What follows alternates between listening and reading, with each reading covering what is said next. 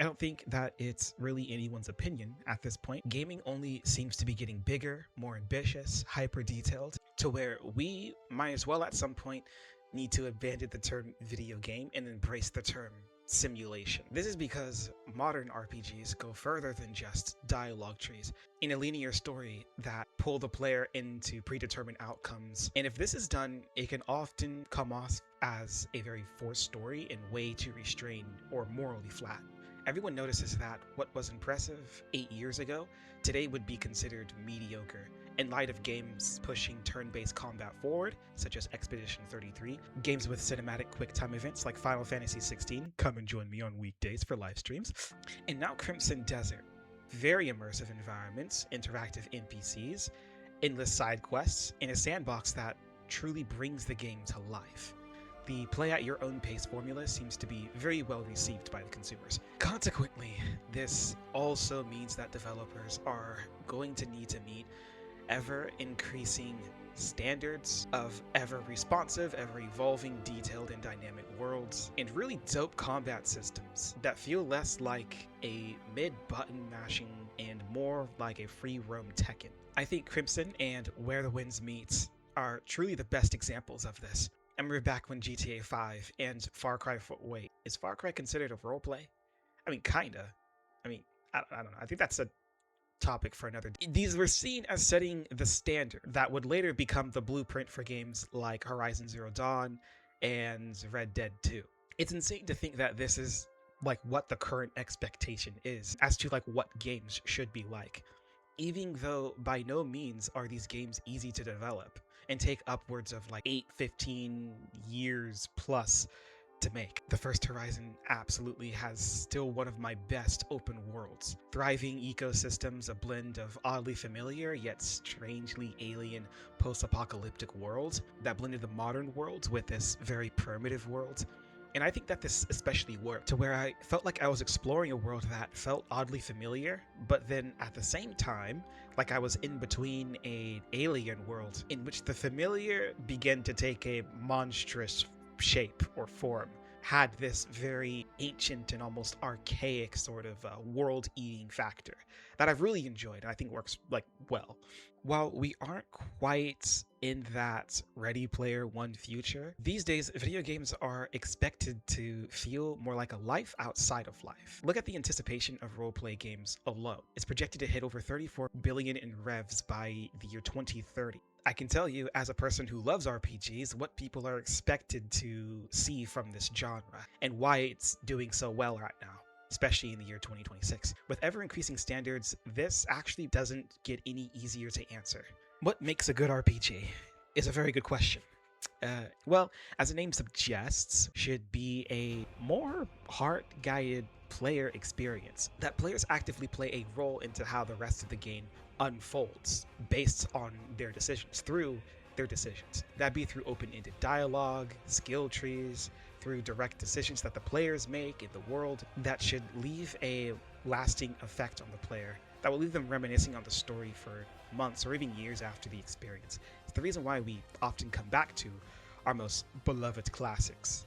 And it's also what makes a classic game a classic game. In the best games within the roleplay genre, there should ideally be breakups of action and gameplay with dialogue. Leave the player time to reflect on certain events before moving on to other quests. I think the most successful example I could point to would be Detroit Become Human. I mean, the fact that the players have this unchanging impact on these different characters within this world that felt very true to the world and almost unbelievably relatable, as though it was really happening.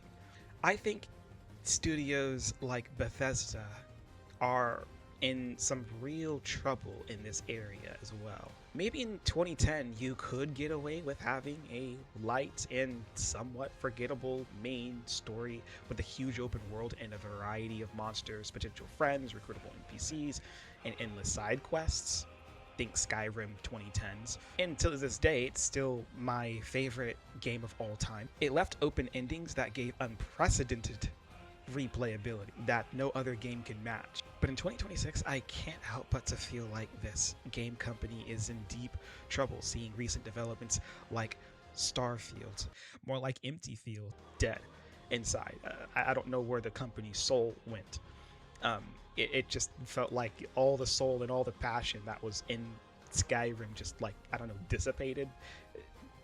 You like, I would say go ahead and play Starfield to know what I'm talking about, but again, don't play Starfield. This is also the reason why I think Ubisoft's Assassin's Creed series is having a difficult time right now satisfying their fans, being completely stepped on by a bunch of these other indie game studios who are in a lot of ways making them look like greedy gotchas with mediocre content that was considered standard for over a decade now. And nowadays, what I've been noticing is that they've been barely interested on making new games.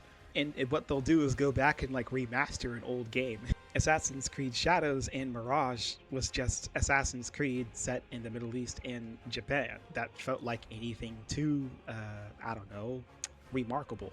Yeah, we're gonna do Assassin's Creed, except we're just gonna have one like in the desert. I thought that the Arkham Asylum styled gameplay was like far more preferred, and I thought that was actually a little bit more cinematic, and it made me feel more like a badass. Like I felt like my reflexes were actually better, and instead of actually making the player feel like a badass, I think the direction that Assassin's Creed decided to go in was less about making the player feel like a badass and more about copy pasting the old open world RPG sort of like third person combat system, which just, I don't know, it felt like anything else.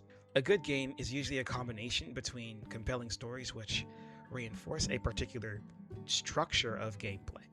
Even towns and villages themselves should feel more like sanctuaries for like world building rather than just filler in between lands that don't only serve a purely utilitarian purpose. I think this is precisely what made the towns of Skyrim incredibly memorable. And I notice how even World of Warcraft would kind of pull on a lot of like these kind of cliche background general experiences of fantasy worlds that I think is a little bit like lacking in modern RPGs. The best way to create a truly lived in and lively cities and villages is to make sure that there are characters living their own lives that don't necessarily involve the player, but still offer opportunities for like learning more about the world that the player is in. Offering dialogue trees, or that could potentially be segues into other side quests that are unrelated to the main mission. I think that would work pretty well. Actually, I enjoy it when those things happen.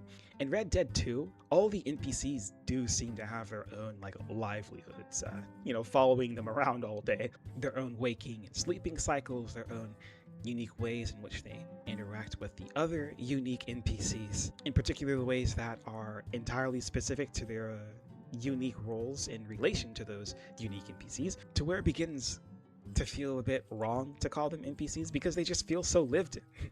But again, there is this body behavior that can indeed be a charm when it's fun to mess with the AI. And that's what I think. I would prefer fun over realism, even if it makes the NPCs just a little bit more body. I think ultimately it's about having fun. I begin to realize that the people working in the game industry, working on these games, are not actually gamers themselves. And at the end of the day, they're just trying to mark checks off a box that meets, sales quotas. They're kind of out of touch. They're not gamers themselves. And at the end of the day, when you're managing game development like you do, a company, it ruins the fun. And you often lose sight of what can come out the other end once you do have the finished product. Looking at like the early teams of working on the older Assassin's Creed versus looking at Assassin's Creed in Ubisoft today, like I don't know. Like there's just two completely different companies now. In my opinion, over open worlds, I would much prefer cozy hubs where I can just relax, replenish my supplies, and play some mini games that have nothing to do with the main story. Maybe it's just me. I just like it because, it's fun. And having open-ended worlds in which NPCs, who literally don't even react when you shoot sniper rounds next to their heads, Starfield, is honestly pretty disappointing. So why do I play? I like storytelling, okay? I like it not just like when a story's being imposed on me, but when I'm actively participating in like the unfolding of a world around me. That's pretty cool. I mean, my favorite movies, first of all, are very cinematic.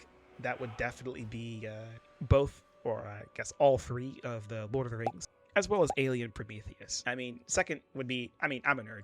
Okay, I like to watch shows. In fact, I mean, I would prefer anime, JRPG structures that I kind of, walk and play at my own pace and get a taste of the world by seeing the world for myself and the perspective of the different characters for myself. All at my own pace, of course. At the end of the day, I think it's more about showing up for your fan base with quality, and that's it. Having fun with the game that you're creating, and not just like treating it as a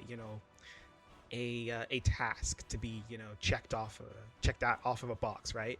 And ultimately, inevitably, I think this is just like what companies become. Ideas turn into studios become companies, and I think this is just inevitable. I think this is just like what they become, and gamers will move on, and the studios will move on, because we can tell when something isn't made with passion. When the game doesn't feel like a repetitive grind that's been replicated thousands of other times in thousands of other ways, it still feels familiar enough to scratch the same itch that our beloved classics do just well.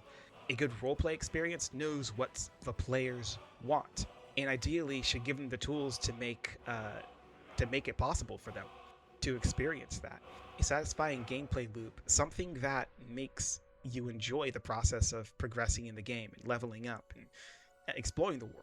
Either make sure that my actions have a lasting impact on the world in a very meaningful way that I can see in a meaningful way and experience in a meaningful way. Indie games, of course, just seem to be taking that fundamental blueprint of what's been working generally, and they've been expanding on it in their own weird, creative, quirky ways, in ways that that feel a bit quirky but are still fun, and it's ultimately about fun.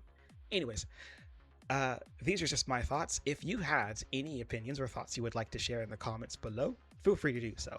I read every last one of my comments. I don't get that many anyways. Thank you guys so much for watching. And as always, I will game with you guys